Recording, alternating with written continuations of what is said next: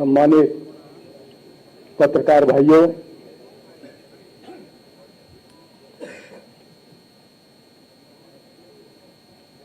अभी भारतीय राष्ट्रीय कांग्रेस के राष्ट्रीय महासचिव आदरणीय अविनाश पांडे जी और समाजवादी पार्टी के मुख्य प्रवक्ता राष्ट्रीय सचिव आदरणीय राजेंद्र चौधरी जी, भारतीय राष्ट्रीय कांग्रेस के प्रदेश के अध्यक्ष आदरणीय अजय राज जी, श्री अविनाश चंद पांडे जी और राजेंद्र चौधरी जी द्वारा कही गई बात का मैं समर्थन करता हूं और समाजवादी पार्टी के राष्ट्रीय अध्यक्ष माननीय श्री अखिलेश यादव जी का और भारतीय राष्ट्रीय कांग्रेस के राष्ट्रीय अध्यक्ष खड़गे साहब का मैं धन्यवाद करता हूं कि उन्होंने उचित समय पर इस गठबंधन का आप सबके सामने गठबंधन के स्वरूप को रखा है, जिसको पूरा देश बहुत दिनों से आस लगाए बैठे था कि खैर भारत के लोकतंत्र को बताने में, भारत के संविधान को बताने में, भारत के धर्म निरपेक्ष स्वरूप को मजबूत करने में हमारे देश में जो राजनीतिक पार्टियां हैं वो किस तरीके का वातावरण तैयार करेंगे। माननीय श्री अखिलेश यादव जी ने, माननीय खड़गे जी ने एक अच्छा देश के लिए उदाहरण पेश किया है, जो जनता चाहती है कि हमारे देश में लोकतांत्रिक व्यवस्था को और संविधान के स्वरूप को अगर कोई कमजोर करेगा तो हम भारत की महान जनता को लेकर उससे डटकर मुकाबला करेंगे।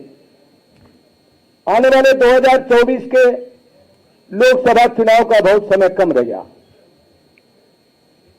और ऐसे समय में भारतीय राष्ट्रीय कांग्रेस और समाजवादी पार्टी मिलकर ये गठबंधन तय किया है और इस गठबंधन के माध्यम से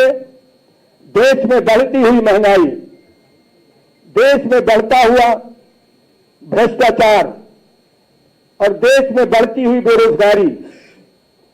किसानों की अर्थव्यवस्था की कमजोरी, गरीब लोगों को लगातार परेशान करना, जो ताकतें कर रही हैं उनसे हम सब मिलकर 2024 के चुनाव में भारतीय राष्ट्रीय कांग्रेस और समाजवादी पार्टी मिलकर उसका डटकर मुकाबला करेगी। अभी आदरणीय पांडे जी ने, आदरणीय चौधरी साहब ने ये बात रखी है कि आने वाले समय में जिस गठबंधन के स्वरूप को, इस गठबंधन के प्रोग्राम को हमारे शीर्षस्थ नेता दोनों दलों के आगे के कार्यक्रम देंगे, मैं तो आपके सामने यही कहना चाहता हूं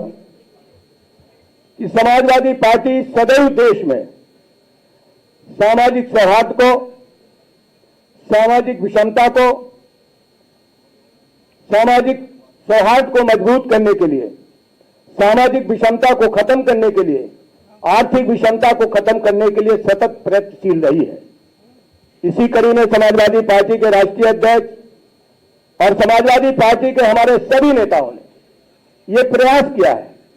कि हमारे देश में सामाजिक सद्भाव हो, हमारे देश में सामाजिक विषमता समाप्त हो, हमारे देश में आर्थिक विषमता समाप्त हो। इसलिए हम सब मिलकर उन ताकतों का मुकाबला करेंगे जो देश के लोकतांत्रिक स्वरूप को कमजोर कर रहे हैं। और समाजवादी पार्टी ने, भारतीय राष्ट्रीय कांग्रेस ने तय किया है कि उत्तर प्रदेश की 80 लोकसभा सीटों में भारतीय राष्ट्रीय कांग्रेस 17 सीटों पर चुनाव लड़ेगी और बाकी जो सीटें हैं 63 उत्तर प्रदेश में वो समाजवादी पार्टी के राष्ट्रीय अध्यक्ष उन पर अपने प्रत्याशी उतारेंगे और इसी के साथ साथ मध्य प्रदेश के चुनाव में भी समाजवादी पार्टी ने एक सीट खजुराहो पर चुनाव लड़ने की सहमति कांग्रेस से प्राप्त की है और बाकी सीटों पर मध्य प्रदेश में भारतीय राष्ट्रीय कांग्रेस के उम्मीदवारों को जिताने का काम करेगी और उत्तर प्रदेश में 17 लोकसभा सीटें कांग्रेस के पास और 63 सीटें समाजवादी पार्टी के पास। हम मध्य प्रदेश में समाजवादी पार्टी के चुनाव चिन्ह से एक सीट पर लड़ेंगे, बाकी सीटों पर हम कांग्रेस के प्रत्याशियों का समर्थन करेंगे और वहीं उत्तर प्रदेश में 17 सीटें कांग्रेस जो लड़ेगी उसमें समाजवादी पार्टी उन 17 प्रत्याशियों को जिताने का काम करेगी और इसी तरीके से भारतीय राष्ट्रीय कांग्रेस उत्तर प्रदेश में 63 लोकसभा क्षेत्रों में समाजवादी पार्टी के राष्ट्रीय अध्यक्ष जी द्वारा तय किए गए उम्मीदवारों को जिताने का प्रयास करेगी। मैं आपके सामने इंडिया गठबंधन के तहत जिन सीटों को सहमति बनी है वो सीटें मैं आपके सामने प्रस्तुत करने जा रहा हूं।